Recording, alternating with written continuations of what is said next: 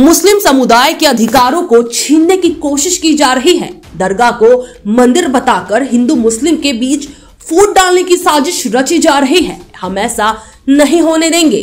मुस्लिम समुदाय को बदनाम किया जा रहा है। जानबूझकर ऐसे नियम बनाए जा रहे हैं ताकि मुस्लिम समुदाय पर उंगली उठ सके। मोहम्मद सलीम सीपीएम नेता है। वो मुस्लिम होते हुए भी अपने भाइयों के अधिकारों के लिए नहीं लड़ रहे हैं। सर्वे क्यों नहीं किया जा रहा है, इसके दोषी केंद्रीय सरकार है। क्या अब कलेक्टर सर्वे करने जाएंगे? बता दें, आज टीएमसी माइनॉरिटी सेल द्वारा वक्फ अमेंडमेंट बिल के खिलाफ प्रदर्शन किया गया, जहां टीएमसी के दिग्गज नेता शामिल हुए। इस दौरान टीएमसी नेता कल्याण बनर्जी ने केंद्र सरकार और सीपीएम पर जमकर निशाना साधा। वहीं दूसरी तरफ कोलकाता के मेयर और टीएमसी नेता फिरहाद हकीम जामा मस्जिद, अजमेर दरगाह व मानव अधिकार सहित कई मुद्दों को लेकर भाजपा पर जमकर हमलावर हुए। उन्होंने कहा, बीजेपी के शासन में मानव के अधिकारों का उल्लंघन किया जा रहा है। दरगाह को मस्जिद बताकर हिंदू मुस्लिम के बीच भेदभाव पैदा किया जा रहा है। भारत में जन्म लेने के बाद, यहाँ कर्म करने के बाद भी मुसलमान को हर बार भारतीय होने का सबूत क्यों देना पड़ता है? बीजेपी डिवाइड एंड रूल का गेम खेलती है, जो कि हमारे संविधान के खिलाफ है। जंग अभी जारी है, जंग तो रहेगा ही और चलेगा। मोदी जी, आप किसी को नहीं, अब ममता बनर्जी और तृणमूल कांग्रेस को डराना नहीं सकेगा। हम लोग लड़ेंगे, जंग लड़ेंगे। जितना खून से, जो इतना खून इधर से निकला है और निकालने दीजिए, उसमें भी कुछ नहीं है। लेकिन और खून जरूरत होगा तो हम शरीर से निकलेंगे। भारत वर्ष को कम्युनल फोर्स के विरुद्ध में, भारत वर्ष को नॉन सेक्युलर फोर्स के विरुद्ध में हम लोग का जंग जारी रहेगा। ये जंग बंद नहीं होगा, ये जंग बंद नहीं होगा। कितना देना होगा खून, ले लेंगे। कितना अपमान सुनना है, सुन लेंगे। कितना गाली सुना देंगे, सुन लेंगे। पार्लियामेंट के अंदर में जितना बहुमंशी आप कीजिए, जरूरत हम लोग पीछे घूम के नहीं देखते हैं, क्योंकि जानते हैं देश का जनता, देश का मुस्लिम, देश का हिंदू हम लोग का साथ है। हम लोग आगे बढ़ेगा, आएंगे। हम बात में थोड़ा थोड़ा करके आएंगे। ये जो वक़्फ़, उसको सुनो और उसको रील में रेडी करना, ठीक है?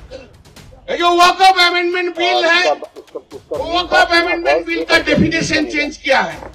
उसको लिए हम लोग का ऑब्जेक्शन दिया है। কেন হবে? এতদিন ধরে যদি একটা ওয়াকফ বিল হয়ে থাকে, তার টাইটেলটাকে কি চেঞ্জ করা যায়? নমেনক্লেচারকে চেঞ্জ করা যায়? তুমি কিসের জন্য নমেনক্লেচার চেঞ্জ করে দেবে? ওয়াকফ বিল সমস্ত দিককে কভার করে। সেখানে ও ওয়াকফে আজকে যে ইউনিফাইড ওয়াকফ ম্যানেজমেন্ট এম্পাওয়ারমেন্ট এফিসিয়েন্সি এত সব কথা বলছো, কোথায় গেল সেই এফিসিয়েন্সি? কোথায় কম হয়েছে? যদি কমতি হয়ে থাকে, আমি একটা কথা প্রায়ই বলি, জানেন তো, সে ভারতবর্ষের পার্লামেন্টে দাঁড়িয়ে দাঁড়িয়ে আমি বলি, এই ভারতবর্ষের আইনের কোনো কম নেই। ভারতবর্ষে আইন কোনো কম আইন নেই, প্রচুর আইন আছে। গলতটা কোথায়? গলতটা হচ্ছে যারা ইমপ্লিমেন্ট করে তারা ইমপ্লিমেন্ট করতে পারে না, তাই গলত। যদি কেন্দ্রীয় সরকার ঠিকমতো 1995 সালের আইনকে ঠিকমতো ইমপ্লিমেন্ট না করতে পারে, যদি কেন্দ্রীয় সরকার আজ তাদের বিজেপি যেখানে সরকার রয়েছে, সে উত্তরপ্রদেশ বলুন, সে বিহার বলুন, সে মহারাষ্ট্র বলুন, সেখানে যদি তারা আইনকে প্রয়োগ না করে থাকতে পারে, তার জন্য মুসলিম সম্প্রদায়ের দোষ নয়, দোষ হচ্ছে কেন্দ্রীয় সরকারের দোষ। সেই জায়গাটাকে আগে মেনে নিতে হবে। আজ যে ওয়াকফের মধ্যে দিয়ে আপনারা জানেন, ওয়াকফ করতে হলে কি করতে হয়? হয় দলিল দিতে হবে, কিংবা মুখে বলেও অনেক সম্পত্তি ওয়াকফ হয়েছে। ওয়াকফ লিখিতভাবে ওয়াকআপ হয়েছে আর অলিখিতভাবে ওয়াকআপ হয়েছে। মুখে বলে দিয়েছে আমি আমার সম্পত্তি ওয়াকআপ করে গেলাম, ডেডিকেট করে গেলাম। তাই তো? আমি ঠিক বলছি তো? আজকে কি করতে চাইছি?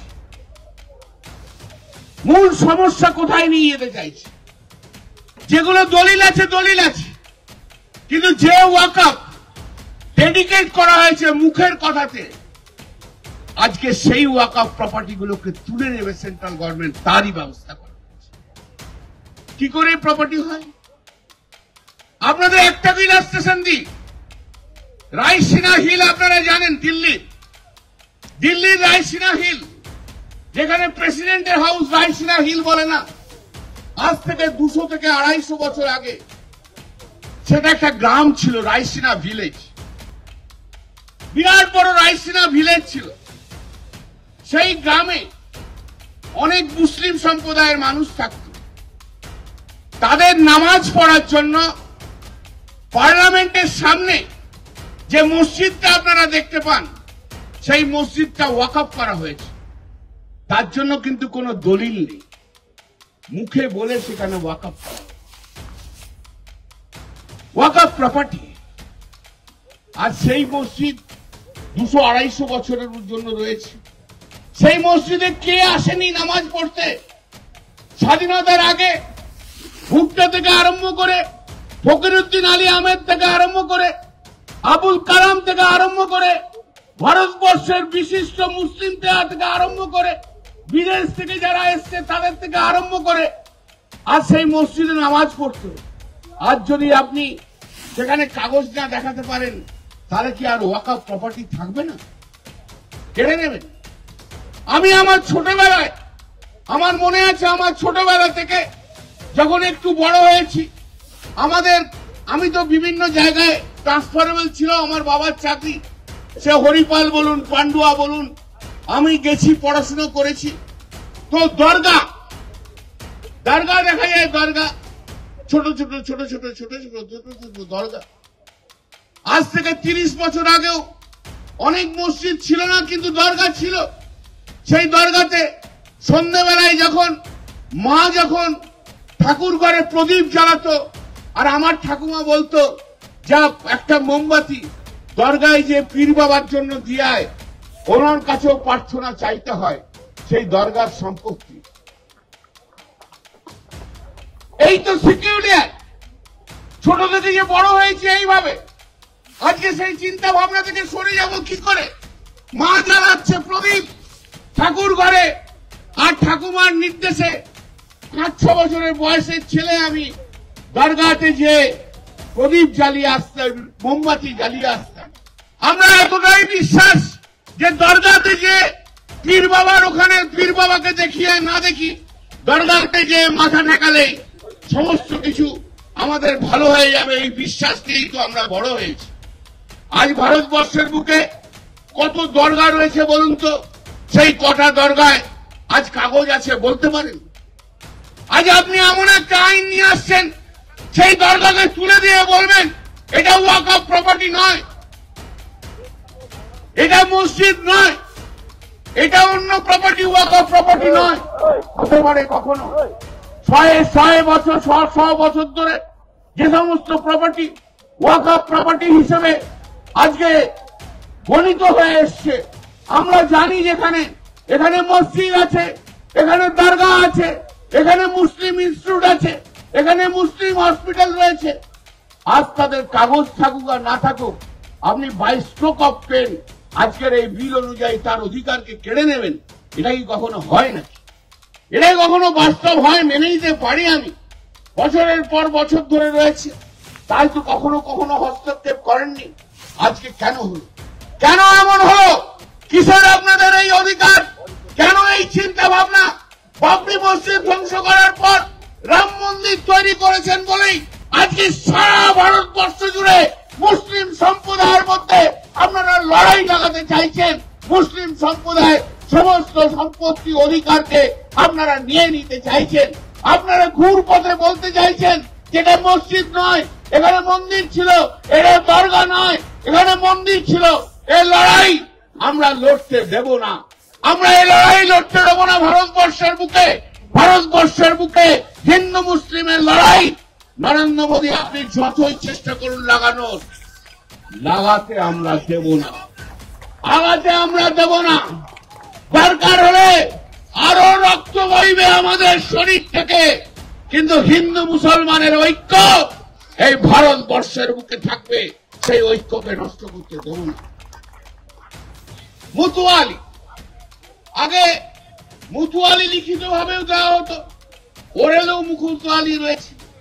এমন জায়গায় তো ডিক্লারেশনে বলেছে এ হচ্ছে মুতুয়ালি। মুতুয়ালি কি? মুতুয়ালি হচ্ছে manager, manager of the property. মুতুয়ালি যদি কোনো ভুল কাজ করে থাকে দেখবে কে? ওয়াকফ। আজ যারা বলছে যারা মুতুয়ালি ওরালি অ্যাপয়েন্টেড হয়েছে, আজ তারা চলে গেল। হয় কখনো কোন আইনের রেট্রোস্পেক্টিভ এফেক্ট হয়? 15 বছর 20 বছর আগে যে সমস্ত মুতুয়ালিরা অ্যাপয়েন্টেড হয়েছে আজ তারা থাকবে না, এটা কখনো হতে পারে না। এটা মেনে নিয়ে যাওয়া যায়? আপনারা বলুন, এ তো মেনে নেওয়া যায় না। সার্ভে কমিশনার এতদিন ধরে কে সার্ভে করত? সার্ভে যদি না হয়ে থাকে কার দোষ হয়েছে? সার্ভে যদি না হয়ে থাকে কার দোষ? কেন্দ্রীয় সরকারের দোষ। সার্ভে কমিশনার, জেলায় জেলায় একটা সার্ভে কমিশনার রয়েছে, তার সার্ভে করাটাই কাজ। সেই সার্ভে কমিশনারটাকে সরিয়ে দিয়ে সেখানে কালেক্টরকে নিয়ে আসছে। কালেক্টর কি মাঠে যে সার্ভে করবে? চল বাবু চল, এই মাঠে যাই একটু সার্ভে করি, চল ওই মাঠে যাই একটু সার্ভে করি, করবে? কালেক্টর জীবনে কোনোদিন গ্রামের রাস্তায় যে যায় না, সে সার্ভে করবে করতে। কালেক্টর নিয়ে আমার অনেক কিছু বলার আছে, আমি বলবো আপনার।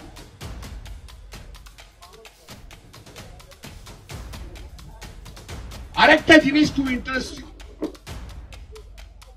এখন থেকে যদি ওয়াকফ কেউ করতে চায় কোন মুসলিম, সেই যদি 5 বছর মুসলিম রিলিজিয়ান তার পারফর্ম যদি না করে, তাহলে সে ওয়াকফ করতে পারবে না। আপনি মুসলিম কি মুসলিম না, তার বিচারটা কি করে হবে? না, তার বিচারটা হবে মুসলিমরা তাদের রিলিজিয়াস ফাংশন ডিসচার্জ করছে কিনা, তার মানে নামাজ পড়ছে কিনা, অন্যান্য মুসলিমদের কাজ করছে কিনা। এটা কখনো হতে পারে? কে বিচারটা করবে? কে বিচারটা করবে? 1963 সালে ভারতবর্ষের সংবিধানে, ভারতবর্ষের সুপ্রিম কোর্ট 5 জন কনস্টিটিউশন বেঞ্চে দুটো জিনিস ডিসাইড করেছিল। 1 নম্বর হচ্ছে, আপনি যেখানে নামাজ পড়বেন বা যারাই নামাজ পড়বে কোনো এক জায়গা, সেটা that will be treated as Waqf property. যে কোনো একটা জায়গায় যদি 20 জন 25 জন 15 জন 5 জন রেগুলারলি নামাজ পড়ে, সেটা ওয়াকফ প্রপার্টি বলে ট্রিট করা হবে। আর নামাজ যে মসজিদেই পড়তে হবে তার কোনো কম্পালশন নেই। নামাজ যদি সে বাড়িতে বসে পড়ে, তাহলে সেটা কি নামাজ নয়? কি করে ডিসাইড করবেন? আমরা যারা আমাদের ফর্মে কি ফিল আপ করতে হয়, religion Hindu, religion Muslim, religion খ্রিস্টান, আমরা কি করি? Hindu by performing religious function করি কি? তা যদি না হয় তাহলে কি হবে? ধরে নিন এটা ছেড়ে দিন, তাহলে কমরেড সিপিএমদের কি হবে? যারা ধর্মকেই বিশ্বাস করে না, যারা কোনোদিন মসজিদ যায়নি, যারা কোনোদিন নামাজ পড়েনি, সেই কমরেডরা কি করবে? তারা কি মুসলিম নয়? যদিও সিপিএম এর গলা থেকে কোনো আওয়াজ বেরোয় না, কিন্তু ওয়াকফ বিলের বিরুদ্ধে সেলিমের মুখ থেকে কোনো শব্দ বেরোয় না। ভারতবর্ষের লোকসভায় সিপিএম এর পশ্চিমবাংলা থেকে এমপি নেই। ভারতবর্ষের লোকসভায় একটা ওই রাজস্থান থেকে সিপিএম এর এমপি এসে তার গলাতে আওয়াজ নেই। ভারতবর্ষের রাজ্যসভায় সিপিএম এর এমপিদের থেকে কোনো আওয়াজ নেই। যেই জানা জয়েন্ট পার্লামেন্টারি কমিটিতে জানেন সিপিএম এর কেউ নেই, ওখানেও শূন্য। কি হবে? তাহলে কমরেড সেলিম কি মুসলিম না নন মুসলিম? কারণ উনি তো নামাজ পড়েন না। কিন্তু আজকে উনি যে মুসলিম তার ব্রিফটা আমি নিয়েছি বলবার জন্য। উনি নামাজে নাও পড়তে পারেন, কিন্তু উনি মুসলিম। এইভাবে কখনো মুসলিমদের মধ্যে ভাগ করে দেয়া যায় না।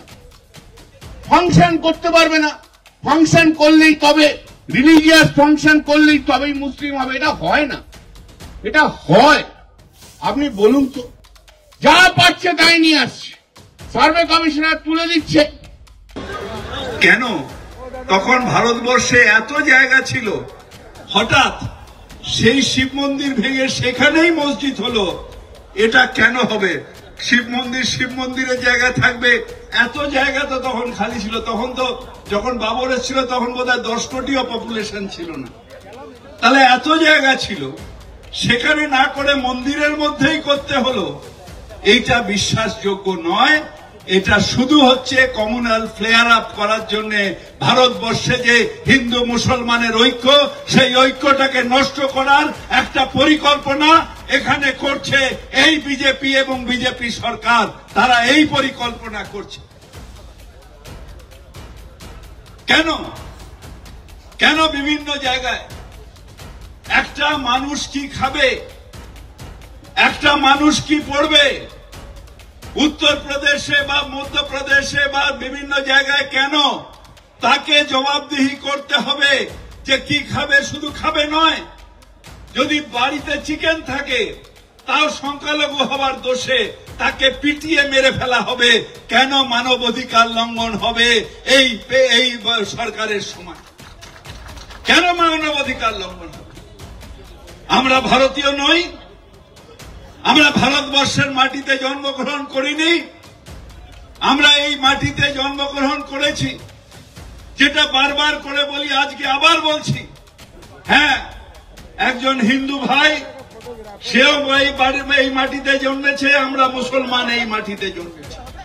এই মাটিতে জন্মাবার পরে এই দেশের আনাজ খেয়ে দুজনে বড় হয়েছি।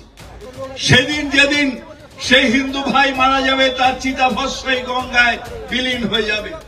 আর যেদিন আমি মারা যাব, সেই দিন এই ভারতবর্ষের 6 ফিট মাটিতে আমার কবর হবে, আমার দেহ এই ভারতবর্ষের মাটিতে বিলীন হয়ে যাবে। আমি ভারতীয় নই। তাহলে কেন এই অবিচার প্রত্যেকটা মোমেন্টে? Why I have to explain? কেন আমি বারবার করে জবাব দিতে হবে?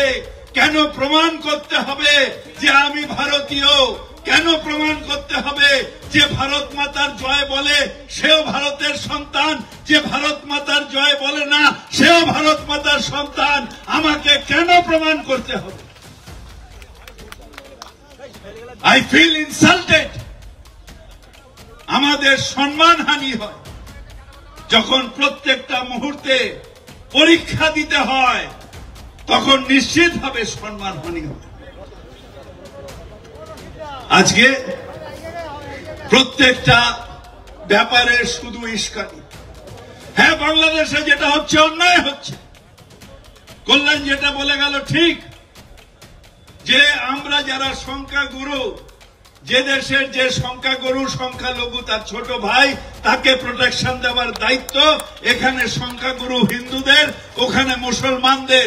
সেটা যদি না করে থাকে অন্যায় করছে। কিন্তু তার মানে এই নয় যে আজকে বিজেপি বর্ডারে গিয়ে উস্কানি দেবে, আজকে ওইখানে থেকে বাংলাদেশে যেটা হচ্ছে সেটা নিয়ে কমিউনাল ফিলিংস তৈরি করবেন না। বাংলাদেশে যেটা হচ্ছে অন্যায় হচ্ছে, আমরা সবাই উদ্বেগ। আর ওখানে শুধু সংখ্যালঘু খুন হয়নি, ওখানে একজন ফিল্ম পার্সোনালিটি খুন হয়েছে, ডাইরেক্টর খুন হয়েছে, ওই রাত্রিরে অনেক মুসলিমরাও খুন হয়েছে। এই সরকারের এখন যে সরকার, তার নিষ্ক্রিয়তার জন্য অনেক খুন হয়েছে। কিন্তু তার প্রতিবাদ নিশ্চিতভাবে করা উচিত। কিন্তু তার মানে আমাদের কমিউনাল হয়ে যেতে হবে, আমাদের সুশ্রী দিতে হবে, আমাদের ডিভাইড অ্যান্ড রুল করতে হবে না, আমাদের কনস্টিটিউশন তা বলে না। আমার কনস্টিটিউশনের শপথ নিয়ে নরেন্দ্র মোদী প্রধানমন্ত্রী, অমিত শাহ স্বরাষ্ট্রমন্ত্রী, এই কনস্টিটিউশনের শপথ নিয়ে আপনারা গেছিলেন, আপনারা পেছন দিক দিয়ে সুপ্রিম কোর্টে গেছিলেন, আপনাদের প্রপোজাল রিজেক্ট হয়েছে। No, this is a secular country, এটা ধর্মনিরপেক্ষ দেশ, এবং সেই ধর্মনিরপেক্ষতা রক্ষা করা এটা আমাদের কাছে সম্মান, আমাদের কাছে দায়িত্ব। সেন্ট্রাল গভর্নমেন্টের সেই দায়িত্ব নেওয়া উচিত। কিন্তু দুর্ভাগ্য, সব ব্যাপারে এখন for the people, by the people, to the people, of the people নয়, এখন হয়ে গেছে for the power, to the power, of the power. অর্থাৎ বিজেপিকে পাওয়ার রাখার জন্য হিন্দু মুসলমান ভাগ করো। এটা শুধু মুসলমানদের দায়িত্ব নয়, আমরা যারা বাংলার মানুষ, এই ডেভিডের মতন মানুষ, জয়প্রকাশ দার মতন মানুষ, তাদের কর্তব্য হয়ে দাঁড়িয়েছে, যারা সেকুলার রিলিংস আছেন, মমতা বন্দ্যোপাধ্যায়ের পাশে দাঁড়িয়ে ধর্ম নিরপেক্ষতার রক্ষা করা, এটা আমাদের কাছে কর্তব্য হয়ে দাঁড়িয়েছে। আপনারা ভাবেন আমাদের ভয় দেখিয়ে দেব, আপনারা ভাবেন আমরা ভয় পেয়ে যাব, কিন্তু আমরা বলি আমি ভয় করব না, ভয় করব না, দুবেলা মরার আগে মরব না ভাই, মরব না, আমি ভয় করব না, ভয় করব না। হ্যাঁ, আপনারা বেলডাঙ্গায় ভড়কেছেন, বেলডাঙ্গায় কয়েকটা পুজো হচ্ছে, কোনো আপত্তি নেই, কিন্তু তার মধ্যে উস্কানি কেন? আর সেইটাতে দেখে যারা গেছেন হই হই করে, তারা অন্যায় করেছেন। তার কারণ ভাই একটা জিনিস বুঝে রাখবেন, বিজেপি মুসলমানকে মারবে না, মুসলমানকে দিয়ে হিন্দু ভাইকে মার খাওয়ালে ওদের যে পেছনের যে অভিসন্ধি সেইটা পূরণ হবে। আপনাদের ভোরকে তারা চায় যে কমিউনাল ডিভিশন, এইটাতে দাঙ্গা করতে, সেই দাঙ্গার থেকে আমাদের বিরত থাকতে হবে, দাঙ্গার থেকে আমাদের বিরত থাকতে হবে। যারা দাঙ্গা করবেন তারা বিজেপিকে সাহায্য করবেন, যারা দাঙ্গা করছেন তারা বিজেপির চালে পা দিচ্ছেন। দাঙ্গা মানবিকতার সব থেকে ঘৃণ্য, এবং আমাদের ইসলামও বারবার নিরীহ মানুষের উপর অত্যাচারের খবরে করেছে। আমরা সব সময় বলি সাবার, অর্থাৎ আমাদের মধ্যে যত বেশি সাবার হবে, ইসলাম আমাদের শিখিয়েছে সাবার, এই সাবার আমাদের ধৈর্য ধরতে হবে। হঠাৎ কাগে কান নিয়ে গেল আর সবাই দৌড়লাম না, আমাদের সবাইকে বিশ্বাস করতে হবে যে আমাদের ওপরে আল্লাহ আছে। আল্লাহ কে ঘর মে দের হ্যায় মগর আন্ধের নেই। হ্যাঁ, আমাদের সেন্টিমেন্ট আছে। আমাদের যদি আগের সরকার থাকতো এখনই প্যালেস্টাইন নিয়ে কথা হতো, কিন্তু এই সরকার প্যালেস্টাইন নিয়ে কথা বলবে না, ইসরায়েলের পক্ষে থাকবে, আমরা জানি। কিন্তু আমরা অপেক্ষা করব যে মানুষ, আমরা ধর্ম নিরপেক্ষতার দিকে এগোবো, এবং ধর্ম নিরপেক্ষতা নিয়েই বলবো, মমতা তুমি এগিয়ে চলো, আমরা তোমার সাথে আছি, আমরা তোমার সাথে আছি, আমরা তোমার সাথে আছি। জয় হিন্দ। তৃণমূল কংগ্রেস জিন্দাবাদ, মমতা ব্যানার্জি জিন্দাবাদ।